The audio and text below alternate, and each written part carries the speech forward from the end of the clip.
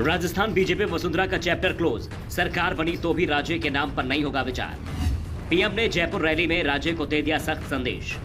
मंच से वसुंधरा का नहीं हुआ भाषण, समर्थक भी हैरान, टिकट पर संशय। राजस्थान में बीजेपी ने वसुंधरा को अब साफ संकेत दे दिया है कि उनका दौर अब समाप्त हो गया है। पार्टी अब उनके आगे का सोच रही है। सरकार बनेगी तो भी उनके नाम पर विचार नहीं किया जाएगा।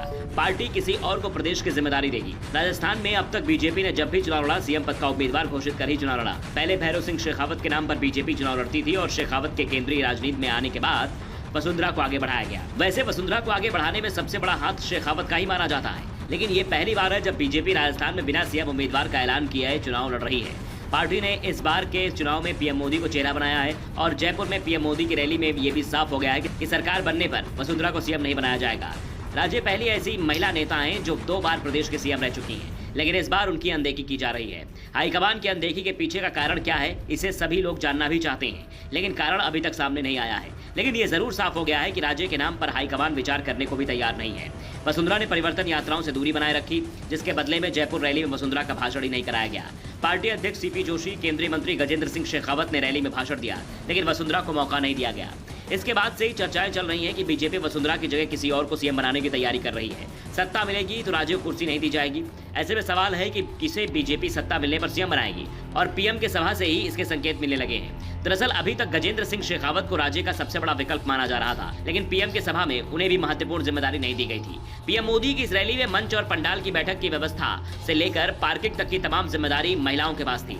मंच संचालन राजसमंद सांसद दिया कुमारी ने किया।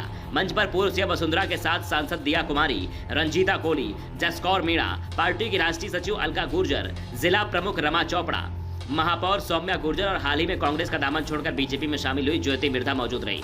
इन सब महिला नेताओं ने दिया कुमारी और अलका गुर्जर मुख्य भूमिकाओं में नजर आई। अब वसुंधरा राज्य का विकल्प कौन बन सकती है, ये सवाल जरूर तेज हो गए हैं। ऐसे में एक बात साफ कर दी गई है कि अगर राज्य की जगह किसी महिला का चुनाव किया गया तो दिया कुमारी पर बीजेपी दांव लगा सकती है। वैसे दिया कुमारी और वसुंधरा राजे सिंधिया के संबंध भी बहुत अच्छे नहीं माने जाते हैं। 2013 में जब वसुंधरा सीएम बनी थी तो उनके कार्यकाल में दिया कुमारी और राज्य के बीच टकराव खबरें लगातार आती रही। यहाँ तक कि 2018 के विधानसभा चुनाव में दिया कुमारी ने चुनाव लड़ने से इनकार कर दिया था, लेकिन 2018 में बीजेपी की हार के बाद से ही वसुंधरा कद घटता गया और दिया कुमारी का कद बढ़ता चला गया। वैसे अभी ये कहना जल्दबाजी होगी कि दिया कुमारी पर बीजेपी दांव खेल सकती है। अभी भी गहलोत के विकल्प के रूप में गजेंद्र सिंह शेखावत का नाम सबसे आगे माना जा रहा है। शेखावत पीएम मोदी, गृह मंत्री अमित शाह और आरएसएस तीनों की ही पसंद माने जाते हैं, और बीजेपी की परिवर्तन यात्रा के दौरान सबसे ज्यादा सक्रिय शेखावत ही दिखाई दिए थे। वो लगातार अशोक गहलोत पर सीधा निशाना भी साध रहे हैं, जिसके बाद ये दावा किया जा रहा है कि राज्य के विकल्प के रूप में हाईकमान की पहली पसंद बने हुए हैं। वीडियो कैसे लगी कमेंट सेक्शन में बताइएगा। चैनल को सब्सक्राइब करना मत भूलेगा। वीडियो को लाइक और शेयर जरूर करिएगा। नमस्कार।